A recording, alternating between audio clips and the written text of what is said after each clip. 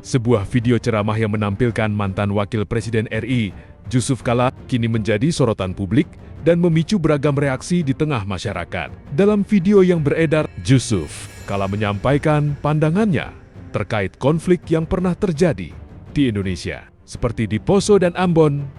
Ia menjelaskan bagaimana konflik tersebut memiliki dimensi sosial dan keagamaan yang kompleks, bahkan menyentuh keyakinan masing-masing kelompok yang terlibat. Pernyataan tersebut kemudian menuai pro dan kontra. Sejumlah pihak menilai apa yang disampaikan Jusuf Kalla merupakan refleksi sejarah dan analisis sosiologis atas konflik yang pernah terjadi. Namun, di sisi lain, ada juga yang menganggap pernyataan tersebut sensitif dan berpotensi menimbulkan kesalahpahaman di tengah masyarakat yang majemuk. Bahkan, reaksi keras muncul dari beberapa tokoh dan kelompok yang menyatakan keberatan, hingga mendorong adanya klarifikasi terhadap isi ceramah tersebut. Menanggapi polemik ini, pihak Jusuf Kalla melalui juru bicaranya menegaskan bahwa apa yang disampaikan dalam ceramah tersebut tidak dimaksudkan untuk memicu konflik, melainkan sebagai pembelajaran dari sejarah agar kejadian serupa tidak terulang di masa depan. Situasi ini kembali mengingatkan pentingnya kehati-hatian dalam menyampaikan isu-isu sensitif, terutama yang berkaitan dengan agama dan konflik sosial. Di tengah keberagaman Indonesia, narasi yang disampaikan kepada publik memiliki dampak besar terhadap persatuan dan stabilitas nasional. Publik pun diimbau untuk melihat konteks secara utuh dan tidak terjebak pada potongan informasi yang beredar di media sosial agar tidak memperkeruh suasana. Menewaskan orang, mati atau mematikan, itu syahid. Semua pihak, Kristen juga berpikir begitu. Kalau saya bunuh orang Islam, saya syahid. Kalau saya mati pun, saya syahid. Akhirnya susah berhenti. Kalau konfliknya, orang membawanya ke agama. Kayak Poso, Ambon, DITI. Kenapa agama gampang jadikan alasan konflik? Kayak di Poso, Ambon. Karena kedua-duanya Islam dan Kristen berpendapat mati atau menewaskan orang, mati atau mematikan, itu syahid. Semua pihak, Kristen juga berpikir begitu.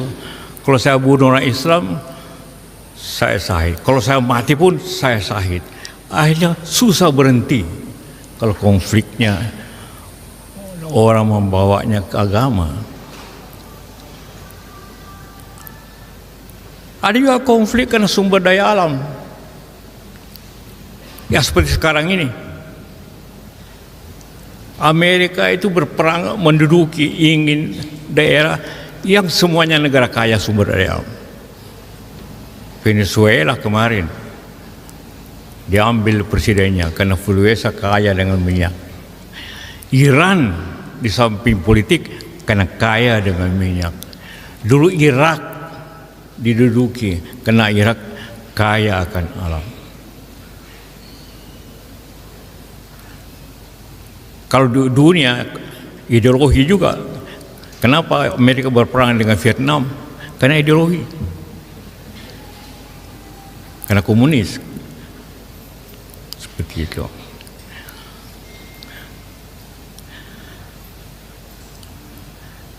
Ada juga konflik karena ekonomi sosial.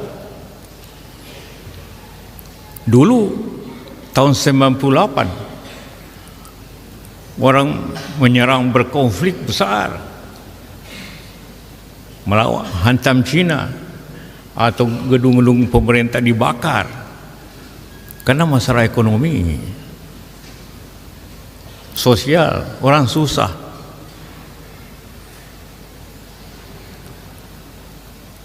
Itulah kira-kira. Di Indonesia tadi dari 15 konflik 9 karena ketidakadilan. Artinya kalau Anda semua, anak-anakku semua menjadi orang pemerintah, pusat daerah, haruslah berlaku adil. Karena inilah menyebabkan keruntuhan.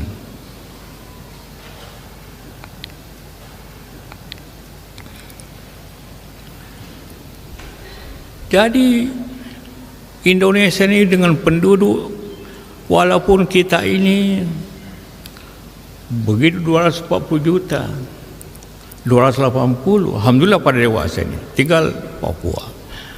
Tapi apabila sedikit saja ada tindakan tidak adil atau susah rakyat, maka akan timbul konflik-konflik di wilayah-wilayah. Karena pemerintah harus bertindak adil dalam tindakannya, karena itulah yang sebagian besar menyebabkan konflik dan mematikan, menghancurkan ekonomi kita karena konflik itu, karena ketidakadilan. Agama kita juga mengajarkan kita tentang hal tersebut. Inilah pandangan yang sangat penting untuk kita semua berbicara dengan. Nah, sekarang sesuai dengan diminta, apa peranan Indonesia dalam hal mendamaikan, mengurangi konflik di dunia ini? Pertama, itu adalah kewajiban. Kenapa kewajiban? Karena di konstitusi kita mukaddimahnya antara lain mengatakan Indonesia negara harus ikut serta dalam perdamaian dunia. Itu undang-undang dasar. Jadi kita harus ikut serta dalam perdamaian itu. Dan kita melaksanakan itu. Yang pertama, punya ide untuk perdamaian dunia ini dalam bentuk politik kemerdekaan ialah Bung Karno dengan mengadakan konferensi Asia Afrika yang bulan depan dirayakan 70 tahun. Karena tahun 55 Konferensi Asia Afrika mendeklarasikan kemerdekaan, keadilan, kemerdekaan yang adil. Itu artinya yang damai untuk seluruh Asia Afrika ini. Bung Karno, waktu Asia Afrika yang ikut baru 29 negara. Sekarang Asia Afrika negaranya lebih 65 aku tidak salah.